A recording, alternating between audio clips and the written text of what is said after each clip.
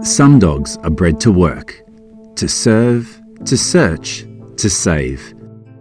And Brax was one of them. Born in Dubai, Brax was destined to become a sniffer dog. But life had other plans. This is his story. Brax literally didn't have a bad bone in his body. He's just an absolute angel. He was just such innocent, a happy, sweet, lovely little boy, wasn't he? And he loved cuddles. Brax was bred to be a working sniffer dog, but tragically he was born blind, something no one expected, and meant he couldn't perform the job he was bred for. So as a puppy, he was given to Al Maya, a charity working between the United Arab Emirates and the UK that helps rescue dogs find new beginnings. It was decided that in the UAE they would struggle to find him a home. There's a lot of apartment living in Dubai, and we thought that Brax would be better suited to more open space to suit his needs being a blind dog. Spaniels are really popular breeds here, and we thought that we'd find him like the perfect home here. So Brax was put on a flight to the UK, with the team eagerly awaiting his arrival, knowing he was one step closer to finding the love and safety he deserved. We don't actually meet them prior to them coming over. The first time we would have met Brax was at the airport. He was absolutely lovely. He was adorable. We fell in love, didn't we? Completely. But blindness wasn't the only challenge he faced. He arrived in a really, really thin state. He was so skinny. His ribs and then his waist was like that big compared to my hand. It was really horrid. Yeah, and I think also he had no muscle either. We are actually quite fortunate in a sense that in the UK we kind of don't really see a great deal of it. So I think when we do see it, it's almost a little bit more shocking. Yeah, it was quite shocking. It was quite shocking because generally he was so thin. They've spent a little bit longer time in our UAE rescue centre where they kind of build up a little bit more weight, a bit more muscle. Whereas I think he obviously came quite quickly, so we obviously got to see the full extent. He was just really, really thin. He span a lot in his kennel, so we wondered whether he had like a neurological and his issue. eyes would sort of trace back and forth as well. Yeah, I mean, he literally span constantly. If he wasn't sleeping, he was spinning. Yeah, it was just so awful to watch because I've never witnessed anything like that. It was horrible. It was really hard. I think that contributed to why he was such a lower weight. Exactly. The team at Al Maya took him to a specialist vet, hoping to understand what was causing it and how they could help. They began to think maybe he's got like a brain injury, and if it's something like that, or there was something a bit more like nasty as well, wasn't it? Like a tumour or something like that. They were saying it could have been a tumour. Yeah, they investigated all that as well. We can't talk about it because I will cry. It was horrid. So we did have to have some difficult conversations about preparing ourselves for the worst and that it wasn't going to be a good outcome, which was obviously really hard and definitely affected all of us, I think, didn't it? Eventually we found out that he has cerebellar hyperplasia, which is a condition that causes the spinning and the sort of the eye movements as well.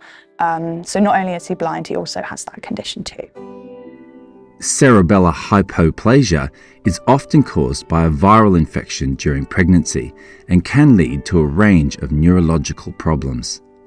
For Brax, it meant training would be difficult, and his vision, already limited, was unlikely to improve. The team at Al Maya continued to work closely with Brax, slowly rebuilding his body condition and helping him feel safe. With time, care and patience, his stress began to ease and the spinning started to slow.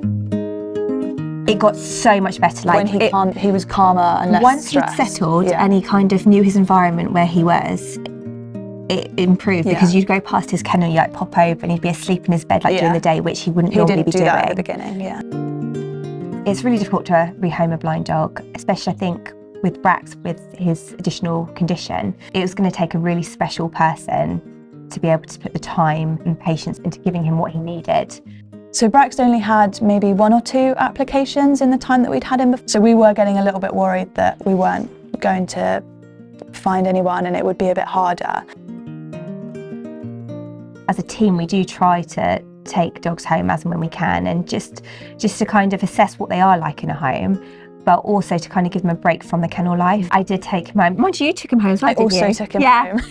we couldn't resist. Couldn't help it. Yeah, so I think I took him home quite early on when he arrived because I just felt watching him spin in his kennel was just so sad. And you just felt so sorry for him. So I came and collected him on one of my days off and took him for a walk, and I had to take him home.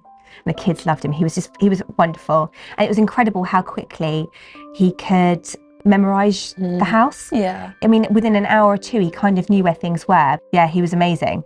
It would have been one of the first times he would have entered a house. I think that's what, for me, makes it 10 times harder, is when you do eventually take them home, because you can almost try and cut yourself off from it when they're in kennels. When you leave, you leave. Whereas when they're in your home, you can't help become really attached. And then when you have to take them back to the kennel. Yeah, it's awful. And it's definitely worse. I remember taking him back from vet appointments and having to taking him home after a vet appointment, and then having to take him back to work and just sitting in the car crying because I didn't want to leave him. It's really sad. But due to personal circumstances, neither foster home could become permanent. So the search continued to find Brax the forever home he truly deserved. So we had Brax for just under a year, which is why we wanted to take him to crufts. We attend crufts every year, and we like to take dogs with us that need homes. We find it's a great way to meet potential adopters. And that's exactly what happened for Brax. It is really emotional, I think, because we both had quite a big attachment to him, especially. Yeah, we loved him, didn't we? It was really hard to see him go, but he went to such an amazing home, and seeing him in that home and thriving has been, it's been amazing, hasn't it? It has been. He's put on so much weight, he's got so much more muscle. Brax's owners have done so much work with him. It's amazing, actually. They've worked with a trainer who specialises in blind dogs, and they do man-trailing classes with him, which he loves. They've taught him assistance dog tricks, like getting things out of the washing machine, getting the post. They take him with them everywhere. So because he's still building up muscle, he can't go on really long walks, but they love to hike. So they take him with him in a rucksack, so that he still gets to experience everything that his brother does, which is really nice. Quite often get asked, are you sad when I find it so difficult when they go to their homes, and actually that's the best bit of the job, I think. It is. It can be sad, but it's happy at the same time. It's like a happy sad. Yeah, it's a happy sad. For me, that is the best bit of the job, is actually seeing them in a home.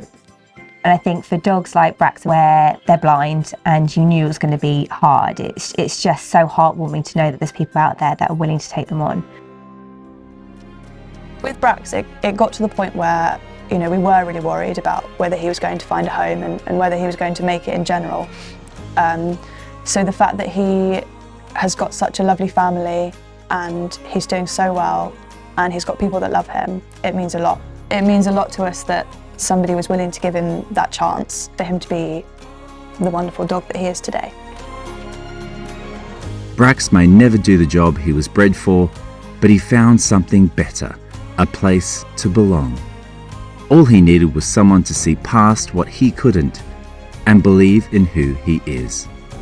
Because every life has value, not for what it offers, but simply for being here.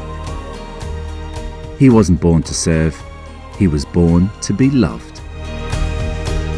For more heartwarming rescue stories, please subscribe to Rescue Vet.